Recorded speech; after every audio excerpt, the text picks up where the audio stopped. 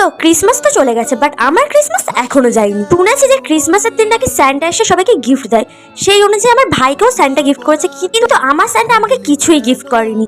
আসলে আমার স্যান্টা ক্রিসমাসের দিন গিফট করে না, আমার স্যান্টা আমার যখন ইচ্ছা হয় তখনই গিফট করে আমাকে। আমার মনে হয় প্রত্যেকের স্যান্টা প্রত্যেকের বাড়ির লোক, আর আমার স্যান্টা হলো আমার বাবা। কেন বলছি সেটাও শোনো।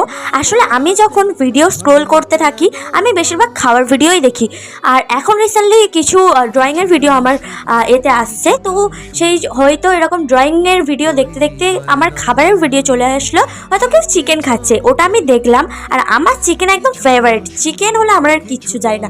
তো চিকেনের ভিডিও দেখলাম, সেটা দেখা মাত্রই আমার বাবাকে বললাম, বাবা আজকে চিকেন খেতে ইচ্ছে করছে।